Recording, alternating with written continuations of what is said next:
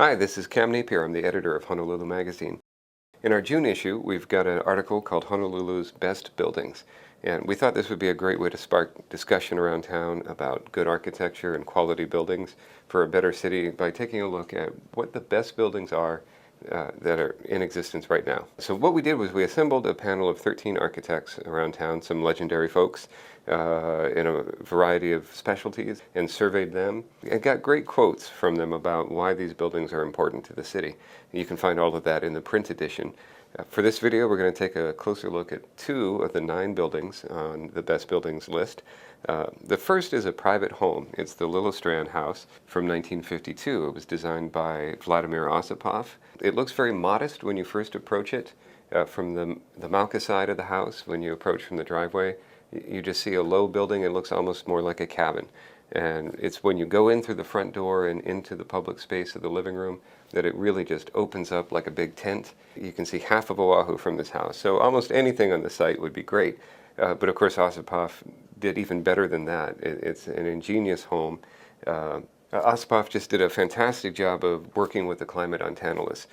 For example, there's smaller openings on the Mauka side of the home to let in air and much bigger ones on the Makai side, so that the winds that come down Tantalus get modulated a little.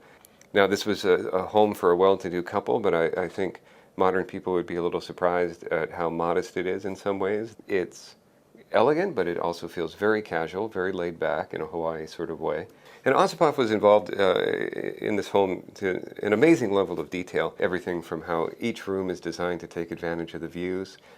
There's a lanai that fronts the Makai side of the house, so every room of the house has a place to stand and take a look at the view. The home really respects its site. One detail that explains how that works is the master bedroom at the end of the hallway. It's all the way at one end of the house, is tilted, I think, maybe 45 degrees away from the rest of the home, so that the stand of eucalyptus trees that was on the property could be kept and not torn down. So it's a very subtle kind of landscape design that just makes you feel like you're really living in the rainforest on Tantalus. For this video, we had a chance to talk to Bob Liljestrand, who can speak to it very well because he actually grew up in this house.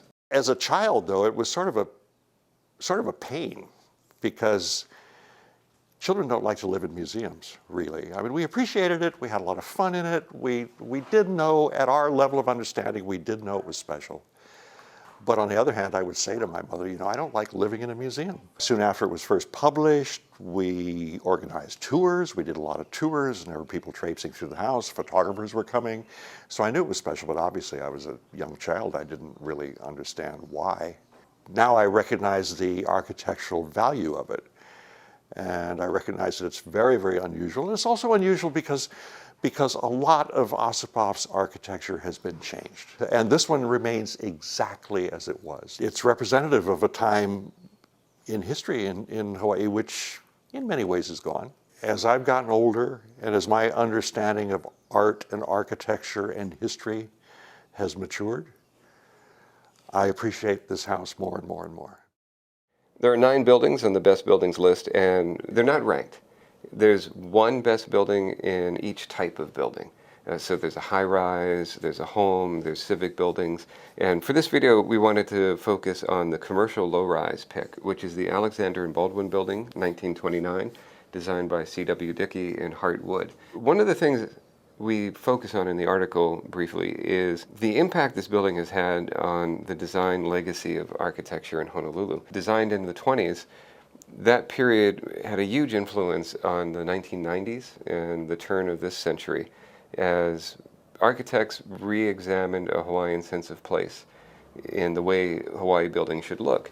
And you see the outcome of that in Kapolei. You see it as far east as there's a senior care facility in Kahala that has this sort of Mediterranean look, the beige look. To my eye, the modern ones are not as successful as the originals. On the inside, structurally, it's not really any different from a contemporary building. What really sets it apart is the finishing details and the way it's executed. If you really want to make a statement with the building, cover it with terracotta tiles. That's what they did with the Alexander Baldwin building. And a lot of the Hawaiian sense of place era buildings that have come up since that try to convey the same mood as the Alexander Baldwin building they're just not finished in quite the same way. So they have the same sort of steel structure on the inside, but then a very flat exterior panel system on the outside walls. And usually that's covered with a very thin layer of stucco and some beige paint. And your eye just is not fooled. You look at the new buildings and immediately see that these are not, they don't feel as substantial somehow. Of course, Alexander and Baldwin, as a company, they were trying to make a statement. They spent something like 4 times the average price of a commercial building in its day to create a signature building. So not everyone has that kind of budget, and maybe that's one of the reasons why the contemporary buildings don't seem quite as successful. The Alexander and Baldwin building was meant to tell a story about the 2 men who founded the company, and to tell a story also about the people who helped make that company successful. A lot of you watching will remember that Alexander and Baldwin was one of the big 5 sugar plantation companies. That's really how they made their money. And Hartwood, in particular, out of the duo that designed the building, really packed this building with Chinese-influenced details.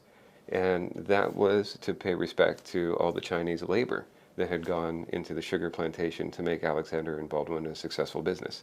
So this is a piece of architecture that when you look at it, when you walk through it, when you get up close to it, it tells you a story about what this company is, what it does, who made it, and that is definitely one of the reasons it made our best buildings list.